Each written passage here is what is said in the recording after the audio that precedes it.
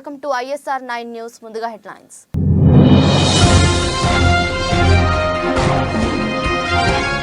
Finland border వద్ద Putin కు రహస్య నివాసం. వీడియో రిలీజ్ చేసిన జర్నలిస్ట్.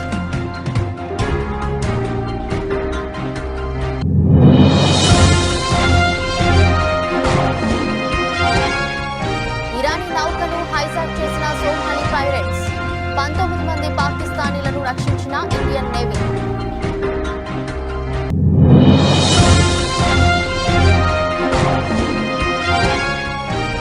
ఎన్నికలకు సిద్ధం పై వైసీపీ సన్నాహక సమావేశం. ఆ కీలక నేతలు గైర్హాజరు.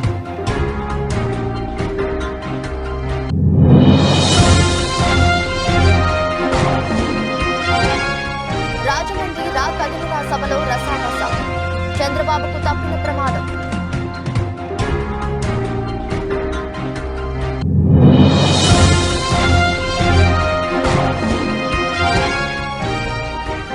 తెలంగాణ కాంగ్రెస్ కీలక నిర్ణయం. ఎంపీ బరిలో సోనియా గాంధీ.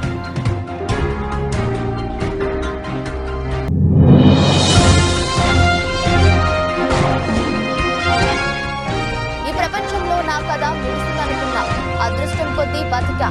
కారు యాక్సిడెంట్ పై పంత్.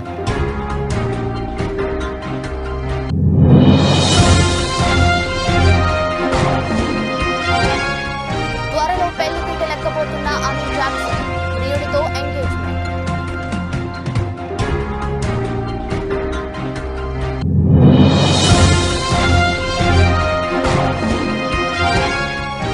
మనిషి మెదడులో చిప్ విజయవంతమైందన్న ఎలన్ మస్క్.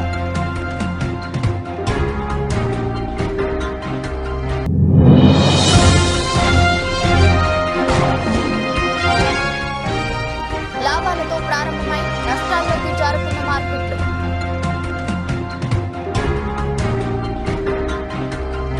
రష్యా అధ్యక్షుడు వ్లాదిమిర్ పుతిన్ ఫిన్లాండ్ బోర్డర్ వద్ద రహస్య నివాసం ఉన్నట్లు తెలుస్తోంది. డోసైర్ సెంటర్ ఇచ్చిన దర్యాప్తు నివేదిక ఆధారంగా ఈ విషయం బయటపడింది. మాస్కో టైమ్స్ దీనిపై ఓ కథనాన్ని ప్రచురించింది.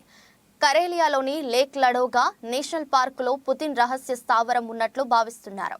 ఆ నిగూఢ స్థావరానికి చెందిన వీడియో కూడా ఒకటి రిలీజ్ అయింది. పుతిన్ సీక్రెట్ కంట్రీ హౌస్ అని ఆ లగ్జరీ ఎస్టేట్ కు చెందిన వీడియోను యూట్యూబ్ లో పోస్ట్ చేశారు. మార్జలహతి బే వద్ద ఉన్న ఆ బిల్డింగ్ ను చాలా మోడర్న్ స్టైల్లో నిర్మించారు. ఆ ఇంటి వద్ద 2 హెలిప్యాడ్లు ఉన్నాయి. బోటింగ్ కోసం ఏర్పాట్లు కూడా చేశారు. బీఫ్ ప్రొడక్షన్ కోసం ఫార్మాను కూడా కట్టారు.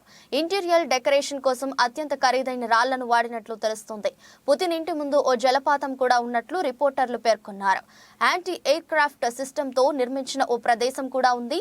అధ్యక్షుడు పుతిన్ సేద తీరే స్థాయికి తెగినట్లు రహస్య ఇంటిని నిర్మించినట్లు అంచనా వేస్తున్నారు. ఇక్కడ సెక్యూరిటీ కోసం ఫెడరల్ గార్డ్ సర్వీస్ ను వాడుకున్నారు. సమీపంలో ఉన్న దీవులతో లింక్ ను తెంచేశారు. అన్ని ఎంట్రన్స్ లలో బ్లాక్ చేశారు. ఈ బిల్డింగ్ వద్ద రావాలంటే కేవలం బోటు లేదా విమానంలో మాత్రమే వీలు అవుతుంది. Самое подробное видео из всех когда-либо сделанных в резиденциях Владимира Путина. Владимир Путин обожает русский север. Его не смущает даже соседство с недружественной Финляндией, до границы с которой всего 30 километров. Это Карелия, залив Марья-Лахти. Местные жители говорят, что Путин бывает здесь как минимум раз в год. Сначала посещает Валаамский монастырь, а затем направляется сюда, в резиденцию, которую ему больше 10 лет назад начали строить его друзья. భారతీయ నౌకాదళం 2 రోజుల్లోనే మరో భారీ ఆపరేషన్ చేపట్టింది. కొచ్చికి సుమారు 800 మైళ్ల దూరంలో పైరట్స్ ఆధీనంలో ఉన్న ఇరానీ నౌకను రక్షించింది. యుద్ధ నౌక INS సుమిత్ర ఆ రెస్క్యూ ఆపరేషన్ నిర్వహించింది. హైజాక్ అయిన ఆ నౌకలో 19 మంది పాకిస్తానీ నావికులు ఉన్నారు. వారందరినీ రక్షించినట్లు ఇండియన్ నేవీ ప్రకటించింది. ఈ రెస్క్యూ ఆపరేషన్ లో ఇండియన్ నేవీకి చెందిన మెరైన్ కమాండోలు పాల్గొన్నారు. హిందూ మహాసముద్రం ప్రాంతంలో భారతీయ యుద్ధ నౌకలు ఎప్పుడూ అలర్ట్ గా ఉంటాయన్నారు రక్షణ అధికారులు తెలిపారు.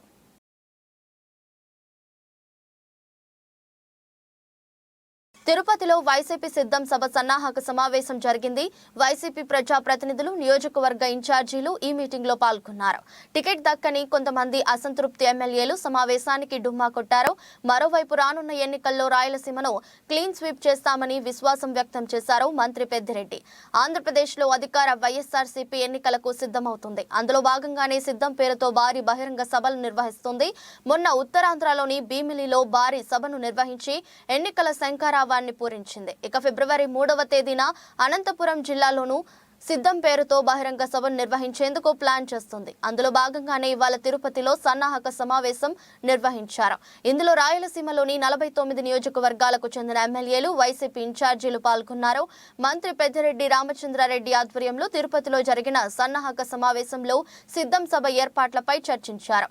ఎమ్మెల్యేల అభిప్రాయాలు, రాష్ట్రంలోనే ఓ పెద్ద సభగా దీన్ని నిర్వహించేలా ప్లాన్ చేస్తున్నామని మంత్రి పెద్దిరెడ్డి తెలిపారు. ఇంతకుముందు సీమలో ఓడిపోయిన 3 స్థానాల్లోనూ గెలిచేందుకు సమాయత్తం అవుతున్నామన్నారు. తనపై కోనేరు ఆదిమూలం చేసిన వ్యాఖ్యలను ఆయన విఘ్నతకే వదిలేస్తున్నానన్నారు. తాను అవినీతి పరుడు కాదో జిల్లా ప్రజలకు తెలుసన్నారు మంత్రి పెద్దిరెడ్డి.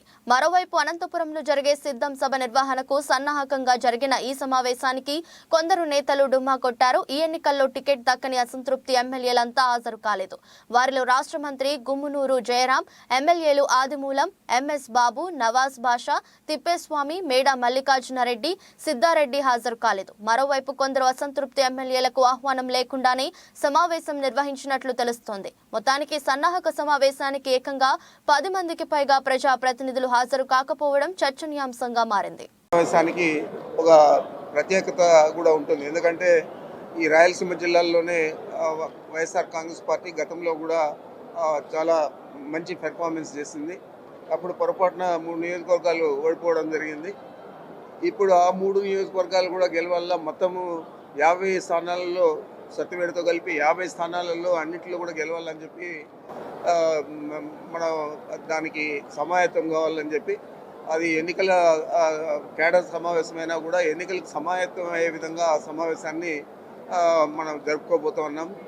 మన ప్రీతం నాయకుడు ముఖ్యమంత్రి జగన్మోహన్ రెడ్డి గారు ప్రధానంగా దాంట్లో వారు ప్రసంగిస్తారు. ప్రసంగించేదే కాకుండా ఒక సూచన వారు దశ నిర్దేశం వారు చేస్తారు ఎన్నికల గురించి. మరి దీనికి ఎక్కువ ప్రాధాన్యత ఇవ్వాలని చెప్పి శాసనసభ్యులందరినీ కూడా కోరడం జరిగింది. ఆ విధంగానే అందరూ కూడా ఈ సమావేశానికి సిద్ధమయ్యారు. ఇప్పుడే ఒక పోస్టర్ కూడా రిలీజ్ చేశాము, ఎన్నికల యుద్ధానికి సిద్ధం అని చెప్పి. ఈ సిద్ధం పోస్టర్ కూడా ఈ ఎన్నికలకు సిద్ధం అని చెప్పి మనం ఏదైతే చెప్తా ఉన్నామో ఆ విధంగానే ఎన్నికల సమాయత్త సభ అవుతుంది కేడర్ మీటింగ్ రాయలసీమ జిల్లాల్లో. తప్పకుండా ఇది రాష్ట్రంలోనే పెద్ద సభగా జరగాలని చెప్పి మనం ఆ శాసనసభ్యులందరినీ కూడా కోరాము. ఆంధ్రప్రదేశ్ మాజీ ముఖ్యమంత్రి నారా చంద్రబాబు నాయుడుకి త్రుటిలో ప్రమాదం తప్పింది. రాజమండ్రి కాతేరులో నిర్వహించిన రా కదిలిరా సభలో చంద్రబాబు స్టేజ్ పై నుంచి కింద పడిపోబోయారు. మరో 2 నెలల్లో ఏపీలో అసెంబ్లీ ఎన్నికలు జరగనున్నాయి. దీనికోసం బాబు తీవ్రంగా శ్రమిస్తున్నారు. భారీ బహిరంగ సభలు, అభ్యర్థుల ప్రకటనలు, తుది జాబితాపై కసరత్తు చేస్తూ ఫుల్ బిజీగా ఉన్నారు. అయితే సోమవారం జరిగిన కాతేరు సభలో రాజానగరం టికెట్ను జనసేనకు ప్రకటించడంపై స్థానిక టీడీపీ కార్యకర్తలు నిరసన వ్యక్తం చేశారు. బొడ్డు వెంకటరమణ వర్గీయులు స్టేజీపై ఆందోళన చేశారు. అనంతరం స్టేజీపై చిన్నపాటి తోపులాట చోటు చేసుకుంది. చంద్రబాబుపై కార్యకర్తలు పడబోయారు. అదే క్రమంలో పలువురు బొకేలు, పూలదండలు తీసుకొచ్చి చంద్రబాబుకు ఇవ్వబోయారు. ఈ తోపులాటలో చంద్రబాబు ఒకవైపు కోరిగారు. ఇదే సమయంలో ఆయన సెక్యూరిటీ సిబ్బంది అప్రమత్తమై చంద్రబాబును పడిపోకుండా పట్టుకున్నారు. దీంతో ప్రమాదం తప్పింది. ఇక కార్యకర్తల తీరుపై చంద్రబాబు అసహనం వ్యక్తం చేశారు. టీడీపీ అధినేత చంద్రబాబు నాయుడు రా కదిలిరా పేరుతో రాష్ట్ర వ్యాప్తంగా సభలు నిర్వహిస్తున్నారు. ఇటీవల రాజోలు, రాజానగరం టికెట్ను జనసేన అధినేత పవన్ కళ్యాణ్ ప్రకటించారు. అభ్యర్థి ప్రకటన అనంతరం కార్యకర్తలు స్టేజీపై నుంచి కిందకు దూకుడుగా దిగడంతో చంద్రబాబు పడబోయారు. సొంత పార్టీ కార్యకర్తల తీరుపై చంద్రబాబు అసహనం వ్యక్తం చేసినట్లు తెలుస్తోంది.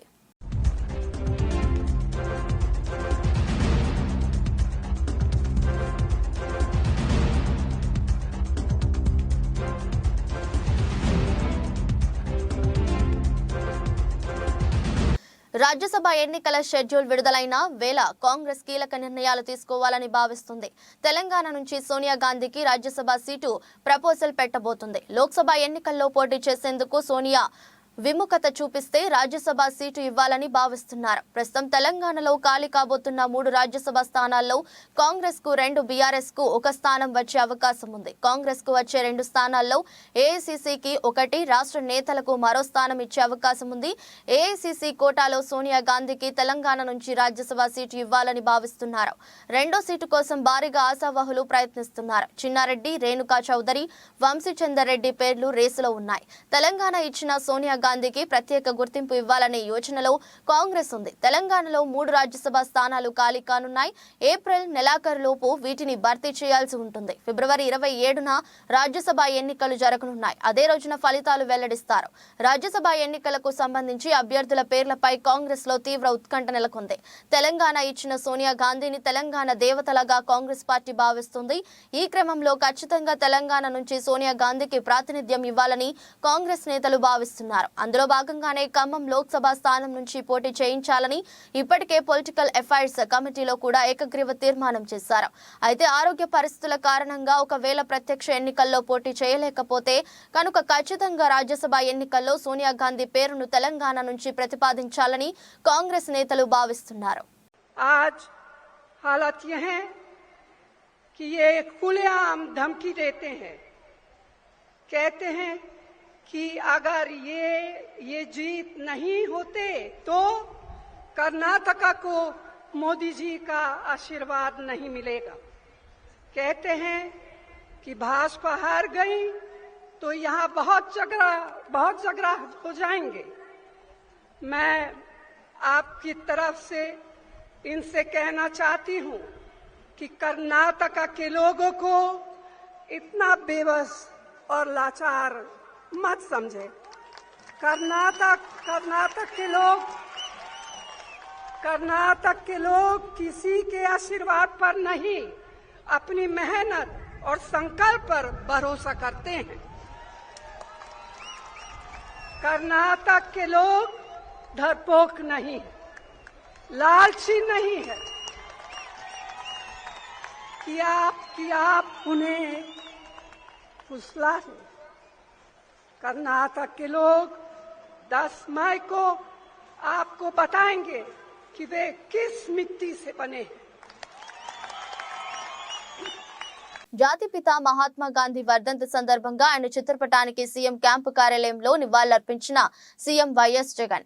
ఈ కార్యక్రమంలో పరిశ్రమల ఐటీ శాఖ మంత్రి Gudivada Amarnath, MP V Vijayasaireddy, TTD మాజీ చైర్మన్ డాక్టర్ వైవి సుబ్బారెడ్డి తదితరులు పాల్గొన్నారు.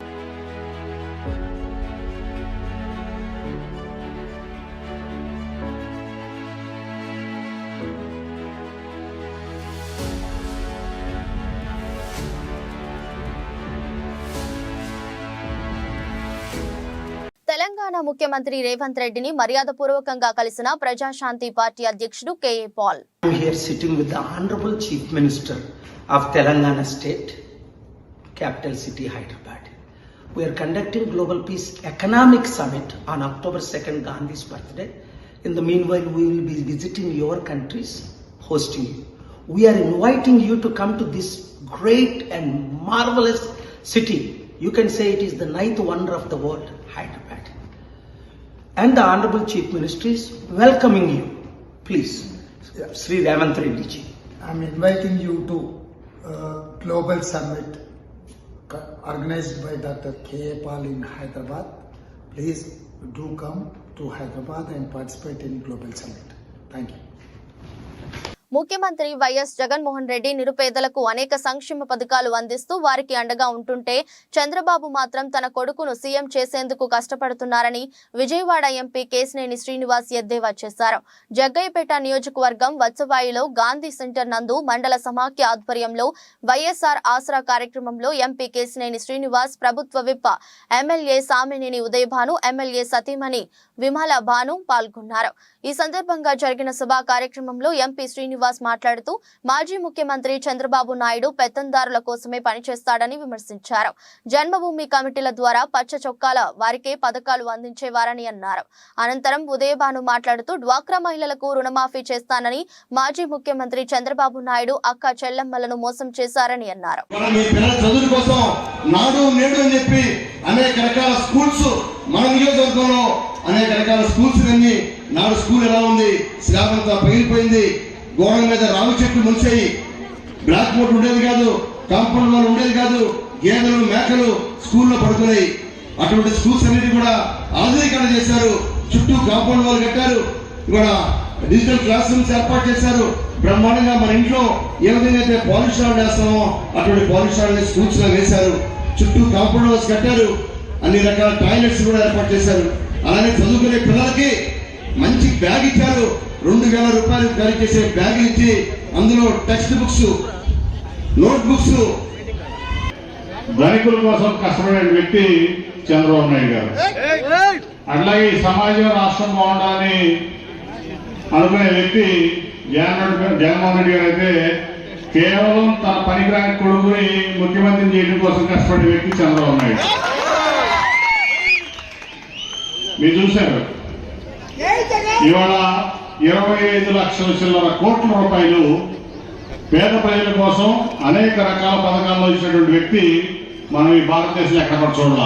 నిజంగా చెప్తున్నా, నిజంగా ఎక్కడ కూడా ఇన్ని రాష్ట్రాలు ఉన్నాయి, పెద్ద పెద్ద రాష్ట్రాలు ఉన్నాయి, చిన్న చిన్న రాష్ట్రాలు ఉన్నాయి.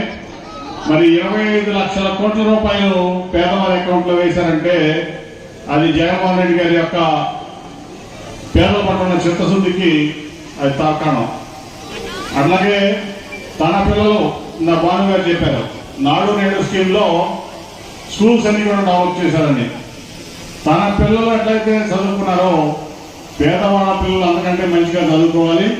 ఎన్టీఆర్ జిల్లా జగ్గయ్యపేట నియోజకవర్గం జరిగిన సమావేశ కార్యక్రమాలలో భాగంగా వైఎస్ఆర్సీపీ నాయకుల సమక్షంలో విజయవాడ పార్లమెంట్ సభ్యులు కేశినేని నానికి జగ్గయ్యపేట నియోజకవర్గం శాసనసభ్యుడు ప్రభుత్వ విప్ సామినేని ఉదయభాను, రాష్ట్ర బీసీ పూసల కార్పొరేషన్ డైరెక్టర్ చేని కుమారిని ప్రత్యేకంగా పరిచయం చేశారు.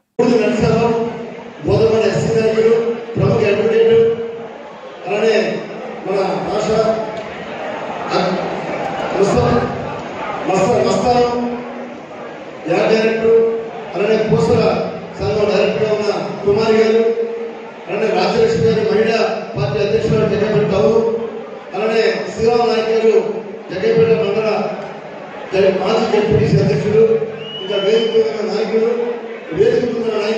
దయచేసి మైక్ పంపిస్తారు. నాని గారి గురించి మీ అందరికీ తెలుసు, మాకు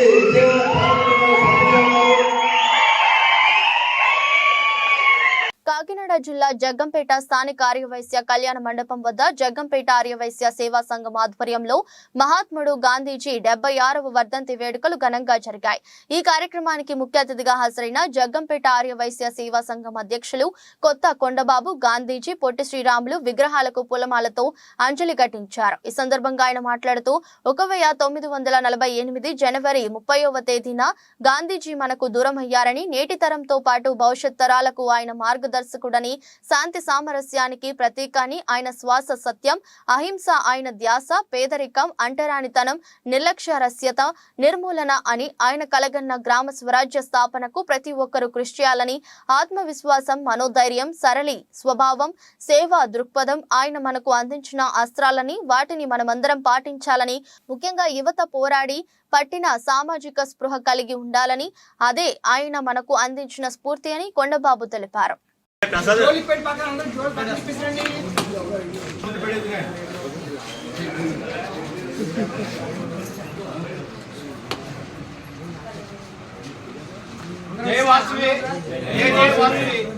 ఈ రోజు జాతి పిత మహాత్మా గాంధీ వర్ధంతి సందర్భంగా విచ్చేసిన ఆర్యవైశ్య సభ్యులందరూ కూడా ముందుగా నా హృదయపూర్వక నమస్కారాలు. అలాగే సోదరిమణులు అందరూ కూడా హృదయపూర్వక నమస్కారాలు. గాంధీ గారు శాంతియుతంగా మరి సత్యాగ్రహంగా ఆయన ఎంతో ఒప్పుడిగా నీటిగా జాగ్రత్తగా మనకి స్వాతంత్రం తీసుకొచ్చిన మహానుభావుడు, మన కులవస్తులు జాతి పిత మహాత్మా గాంధీ గారికి మన అందరూ కూడా ఒక 2 నిమిషాలు ఆయనకి మౌనం పాటించాల్సిన కూర్చోం. టైం చూడండి. Team India wicket keeper Rishabh Pant పునరాగమనానికి సిద్ధమవుతున్నాడు. ఈ డాషింగ్ బ్యాటర్ IPL 17వ సీజన్లో ఢిల్లీ క్యాపిటల్స్ కెప్టెన్ గా రీ ఎంట్రీ ఇవ్వనున్నాడు. అయితే కెరీర్ లో రాకెట్ల దూసుకెళ్తున్న సమయంలో కారు యాక్సిడెంట్ అతడి జీవితాన్ని ఒక్కసారిగా తలకిందులు చేసింది. ఎంతో ఇష్టమైన ఆటకు తనను దూరం చేసిన 2 ఏళ్ల క్రితం నాటి కారు యాక్సిడెంట్ ను పంత్ తాజాగా గుర్తు చేసుకున్నాడు. స్టార్ స్పోర్ట్స్ ఛానల్ విడుదల చేసిన ఒక ప్రోమో వీడియోలో మాట్లాడిన పంత్, ప్రపంచంలో నా కథ ముగిసిందని జీవితంలో మొదటిసారి అనిపించింది. కానీ నేను అదృష్టవంతుణ్ణి. ఎంతో పెద్ద ప్రమాదం అది. నేను బతికాను. ఏదో ఒక శక్తి నన్ను కాపాడింది. నేను కోలుకునేందుకు 16-18 నెలలు పడుతుందని డాక్టర్లు చెప్పారు. రెండో జీవితం లభించినందుకు లక్కీగా ఫీల్ అవుతున్నా అని వెల్లడించారు. కొత్త సంవత్సరం వేడుకల్లో పాల్గొనేందుకు పంత్ 2022 డిసెంబర్ 31న కారులో ఇంటికి బయలుదేరాడు. ఢిల్లీ డెహ్రాడూన్ రహదారిపై వెళ్తున్న అతడి మెర్సిడీస్ కారు రూర్కీ సమీపంలోని హమ్మద్పూర్ గల్ వద్ద యాక్సిడెంట్ కు గురైంది. వేగంగా వెళ్తున్న అతడి కారు రైలింగ్ కు ఢీకొని అమాంతం బోల్తా పడింది. క్షణాల్లో మంటలు చెలరేగాయి. కారులోనే చిక్కుకుపోయిన పంత్కు నుదురు, కాలికి కాలిన గాయాలయ్యాయి. కారులోంచి మంటలు రావడం గమనించిన కొందరు అద్దాలు పగలకొట్టి పంత్ను కాపాడారు. అంబులెన్స్ లో అతడిని డెహ్రాడూన్లోని ప్రైవేట్ ఆసుపత్రికి తరలించారు. అనంతరం ముంబైలోని కోకిలా బెన్ ఆసుపత్రిలో పంత్ మోకాలి సర్జరీ చేయించుకున్నారు. అక్కడి నుంచి బెంగళూరులోని నేషనల్ క్రికెట్ అకాడమీకి వెళ్లిన పంత్ ఫిట్నెస్ పై దృష్టి పెట్టాడు. కష్టమైన వ్యాయామాలు చేసి తక్కువ సమయంలోనే ఫిట్ గా అయ్యాడు. ప్రస్తుతం బ్యాటింగ్ ప్రాక్టీస్ తోనే బిజీగా ఉన్న పంత్ IPL 17వ సీజన్ కోసం ఎదురు చూస్తున్నాడు. फर्स्ट टाइम ऐसा था लाइफ में हो गया अब टाइम इस वर्ल्ड में कितना बड़ा हो सकता था ये चीज़ आपको भी नहीं पता. इतना एक्सीडेंट होने के बाद I was alive. Something has saved me. Doctor ने बोला यार 16 to 18 months लगेंगे. బాలీవుడ్ బ్యూటీ ఆమీ జాక్సన్ గురించి తెలుగు ప్రేక్షకులు ప్రత్యేక పరిచయం అక్కర్లేదు. రామ్ చరణ్ హీరోగా నటించిన ఎవడు చిత్రంతో పాటు రోబో 2.0 చిత్రంతో మంచి గుర్తింపు తెచ్చుకుంది. అయితే ప్రస్తుతం తెలుగు సినిమాల్లో కనిపించడం లేదు. తాజాగా ఈ అమ్మడు పెళ్లిపీటలెక్కేందుకు సిద్ధమైంది. ప్రియుడు హాలీవుడ్ నటుడు ఎడ్ వెస్ట్విక్ తో ఆమీ జాక్సన్ ఎంగేజ్మెంట్ జరిగింది. ఆమీ జాక్సన్ గతంలో జార్జ్ పనయోటే అనే బిజినెస్ మ్యాన్ తో ప్రేమానయం సాగించింది. అతడితో 2019లో ఎంగేజ్మెంట్ కూడా చేసుకుంది. అనంతరం పెళ్లి కాకుండానే తల్లయింది. అయితే వీరి ప్రేమ ఎక్కువ కాలం నిలవలేదు. పెళ్లి పీటలు కూడా ఎక్కకుండానే వీరి బంధానికి ముగింపు పడింది. 2022లో పయోనిట్తో తన బంధం ముగిసినట్లు ఆమీ జాక్సన్ ప్రకటించింది. అప్పటి నుంచి కుమారుడు ఆండ్రెస్ తో ఒంటరిగానే ఉంటున్న ఆమీ జాక్సన్ హాలీవుడ్ నటుడు వెస్ట్విక్ తో ప్రేమలో పడింది. ఇప్పుడు అతడితో ఎంగేజ్మెంట్ చేసుకుంది. స్విట్జర్లాండ్ లో అందమైన ప్రదేశంలో కుటుంబ సభ్యులు, స్నేహితుల సమక్షంలో ఆమీ జాక్సన్ కు రింగ్ తొడిగి వెస్ట్విక్ ప్రపోజ్ చేశాడు.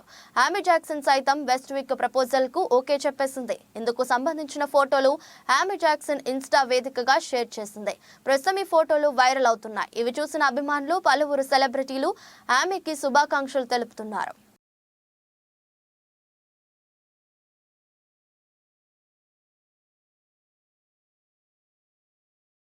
ఎలక్ట్రిక్ కార్ల తయారీ సంస్థ టెస్లా CEO ఎలన్ మస్క్ సారథ్యంలోని స్టార్టప్ కంపెనీ న్యూరాలింక్ సోమవారం మనిషి మెదడులో విజయవంతంగా చిప్ ఇన్స్టంట్ చేసింది. మానవుడికి మెదడుకు కంప్యూటర్కు మధ్య నేరుగా సంబంధాలు మెరుగుపరిచే లక్ష్యంతో ఎలన్ మస్క్ కో-ఫౌండర్ గా న్యూరో టెక్నాలజీ సంస్థ 2016లో ఏర్పాటైంది. మానవుడి శక్తి సామర్థ్యాలను బలోపేతం చేయడంతో పాటు పార్కిన్సన్ వంటి వ్యాధులను నివారించడమే లక్ష్యమే ఇది. దీంతో పాటు మానవుడికి ఆర్టిఫిషియల్ ఇంటెలిజెన్స్ మధ్య సాంకేతాత్మక సంబంధం బలోపేతం చేయడానికి మానవుడి మెదడులో అమర్చే చిప్ ఉపకరిస్తుంది. నిన్న మనిషి మెదడులో చిప్ అమర్చాం. ఆ రోగి క్రమంగా కోలుకుంటున్నాడు అని ఎలన్ మస్క్ తన ఎక్స్ ఖాతాలో పోస్ట్ చేశారు. దీని ప్రారంభ ఫలితాల్లో న్యూరాన్ స్పైక్ డిటెక్షన్ ను గుర్తించినట్లు తెలిపాడు. మానవుడి మెదడులో చిప్ అమర్చేందుకు గతేడాది మేలో అమెరికా ఫుడ్ అండ్ అడ్మినిస్ట్రేషన్ ఆమోదం తెలిపింది. బ్రెయిన్ మెషిన్ లేదా న్యూరాలింక్ బ్రెయిన్ కంప్యూటర్ ఇంటర్ఫేస్ లో 8 మిల్లీమీటర్ల వ్యాసంతో కూడిన చిప్ లో సన్నని ఎలక్ట్రోడ్లు ఉంటాయి. వెంట్రుకలో 20% మాత్రమే ఈ చిప్ మందం ఉంటుంది. పుర్రెలో కొంత భాగం తొలగించి దీన్ని అమరుస్తారు. ఇందులోని సన్నటి ఎలక్ట్రోడ్లను మెదడులోని ముఖ్యమైన భాగాలకు పంపుతారు. మెదడులోని ఎలక్ట్రోడ్లు బ్రెయిన్ కు సంకేతాలు వెళ్తాయి. మెదడులోకి విద్యుత్ సంకేతాలు పంపడంతో పాటు అందుకోవడం ప్రేరేపిస్తుంది. ఈ విద్యుత్ సంకేతాలను కంప్యూటర్లకు విశ్లేషించే ఆల్గోరిథంలుగా మారుస్తుంది.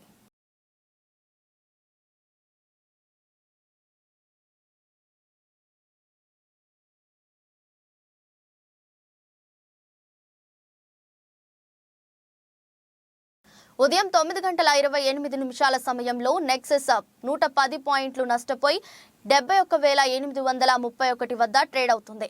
నిఫ్టీ 24 పాయింట్లు కుంగి 21,712 దగ్గర కొనసాగుతుంది. అంతర్జాతీయ మార్కెట్లలోని సానుకూల సంకేతాల మధ్య దేశీయ స్టాక్ మార్కెట్ సూచీలు మంగళవారం లాభాలతో ప్రారంభమయ్యాయి. కానీ అమ్మకాల సెగతో కాసేపటికే నష్టాల్లోకి జారుకున్నాయి. ఉదయం 9:28 సమయంలో నెక్సెస్ 110 పాయింట్లు నష్టపోయి 71,831 వద్ద ట్రేడ్ అవుతుంది. నిఫ్టీ 24 పాయింట్లు కుంగి 21,712 దగ్గర కొనసాగుతుంది. డాలర్తో పోలిస్తే రూపాయి మారకం విలువ 83.13 వద్ద ప్రారంభమైంది. సెన్సెక్స్ 30 సూచీలో భారతీయ Airtel, Wipro, Tata Motors, Infosys, TCS, JSW Steel, Tech Mahindra, HUL, Tata Steel, HCL Tech షేర్లు లాభాల్లో ఉన్నాయి. Bajaj Finance, Bajaj Finserv, NTPC, UltraTech Cements, Power Grid, Reliance, Titan, Kotak Mahindra Bank, ITC, LNT షేర్లు నష్టాల్లో కొనసాగుతున్నాయి. అమెరికా మార్కెట్లు సోమవారం లాభాలతో ముగిశాయి. నేడు ఆసియా పసిఫిక్ ప్రధాన సూచీలు సానుకూలంగా ట్రేడ్ అవుతున్నాయి. అంతర్జాతీయ మార్కెట్లో బ్యాలర్ బ్రెంట్ చమురు ధర గత 24 గంటల్లో 0.15% పెరిగి $82.52 వద్ద ట్రేడ్ అవుతుంది. విదేశీ సంస్థాగత మదుపరులు సోమవారం 110 కోట్ల విలువ చేసే షేర్లను కొనుగోలు చేశారు. దేశీయ సంస్థాగత మదుపరులు సైతం 3,221.34 కోట్ల విలువ చేసే షేర్లను కొన్నారు. ఈరోజు Doctor Reddy's, Bajaj Finserv, LNT, Adani Total Gas, Suven Life Sciences, NDTV త్రైమాసిక ఫలితాలు ప్రకటించనున్నాయి. ఈ నేపథ్యంలో ఆయా కంపెనీల స్టాక్స్ పై మదుపరులు దృష్టి సారించవచ్చు.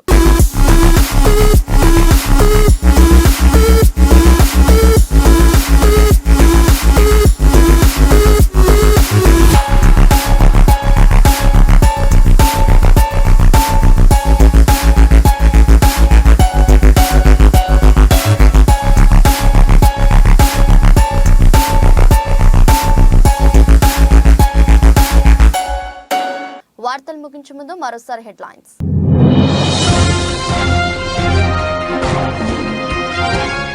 ఫిన్లాండ్ బోర్డర్ వద్ద పుతిన్కు రహస్య నివాసం, వీడియో రిలీజ్ చేసిన జర్నలిస్ట్.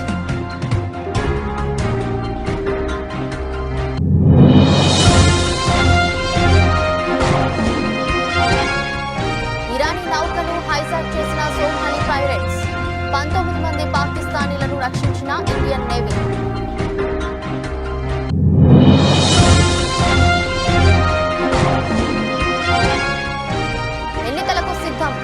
వైసీపీ సన్నాహక సమావేశం, ఆ కీలక నేతలు గైర్హాజరు.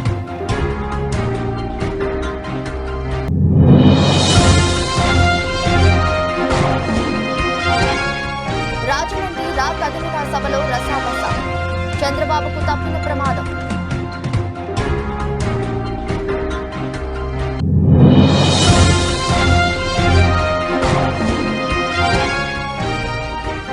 తెలంగాణ కాంగ్రెస్ కీలక నిర్ణయం, ఎంపీ బరిలో సోనియా గాంధీ.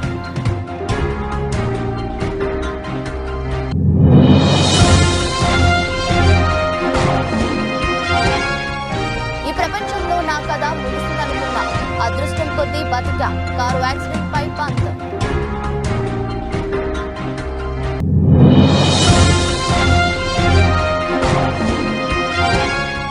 త్వరలో పెళ్లి పీట లెక్కబోతున్న అమిత్ జాక్సన్, ప్రియుడితో ఎంగేజ్మెంట్.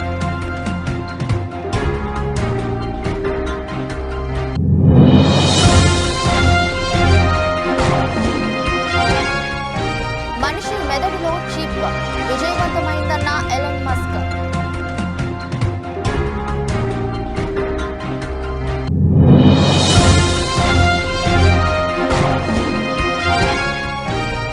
లాభాలతో ప్రారంభమై నష్టాల్లోకి జారుకున్న మార్కెట్లు.